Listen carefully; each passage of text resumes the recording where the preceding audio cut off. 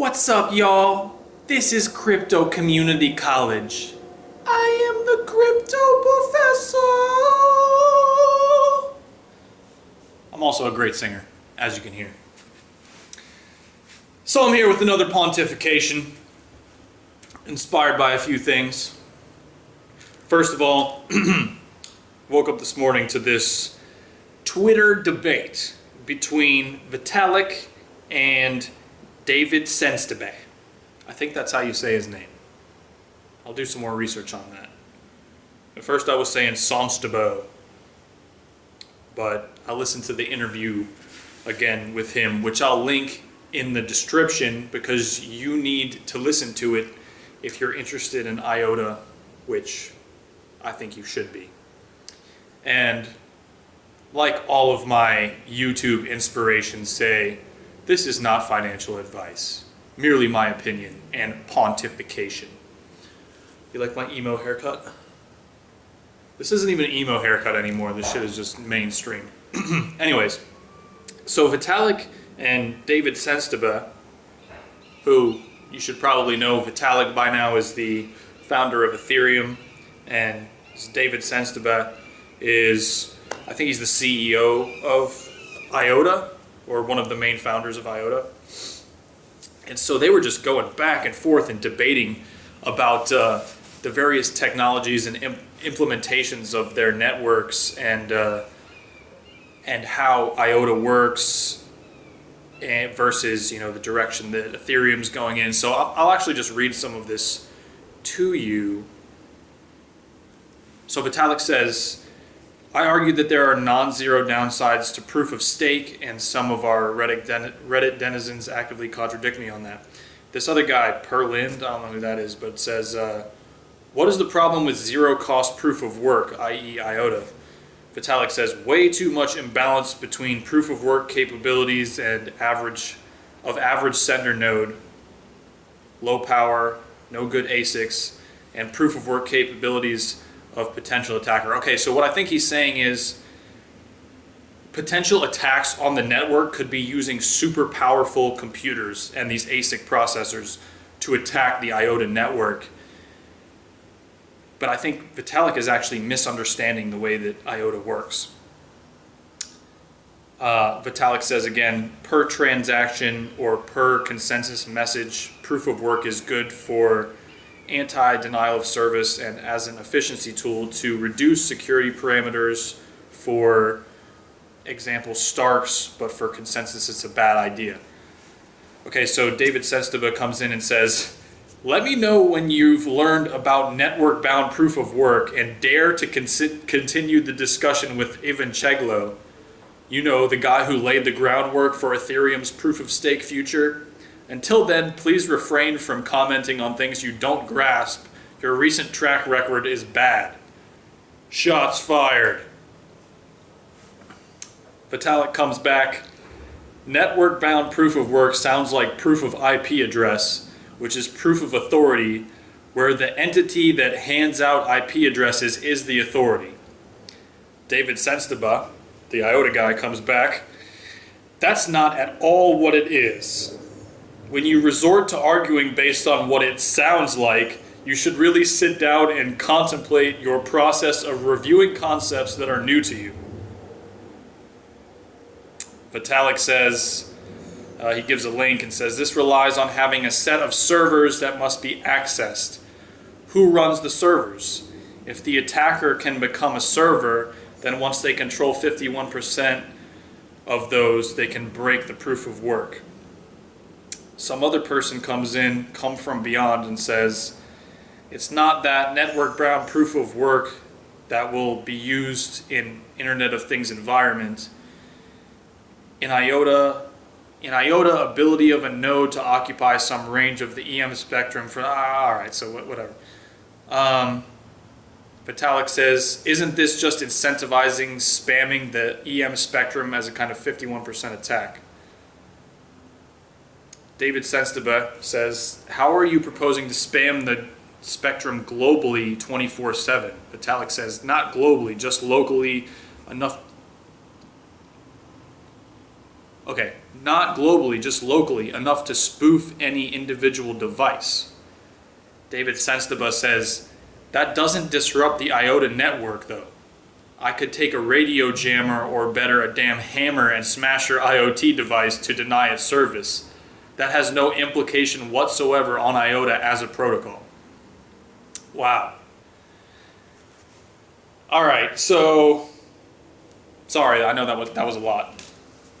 And some of those, some of the deep technical concepts behind those, I admittedly don't understand yet. So I'm not an expert on this. I'm an enthusiast, as Ken Bozak has said. So yeah, I think the win goes to David Sønstebø, honestly. Even though I love Vitalik, I think Vitalik is a genius, and I respect highly both of these guys. It actually seems to me like Vitalik doesn't understand the way that IOTA works, because if you listen to the interview, which I'm going to link here in the description with this David Sønstebø guy, he lays it out and explains everything and debunks all of these arguments with people saying that the IOTA network, with the way that it works, could be subject to attack. It's actually not. And he describes how when the attackers join the network, they actually make the network more powerful. So there's no way that attackers can gain 51% power over the network, because when they join the network, their processing power is automatically used to strengthen the network. And so it would never be possible for the network to undergo a denial of service attack. So yeah, two of my idols debating, but I think the win goes to IOTA. To David Sønstebø. Not that it's. I think their debate was obviously mature and stayed topical, and it's not personal, because they're debating about the technical aspects of both of their projects, and all of the implementation of the networks behind it. But I'm a fan of both Ethereum and IOTA, but I just recognize the fact that IOTA has already solved several problems that Ethereum is still struggling with. Ethereum is still trying to move to proof of stake, where the way that the IOTA network works with this kind of micro proof of work that they were talking about is a feeless proof of work. Yep. So interesting debate there between Vitalik and David Sønstebø.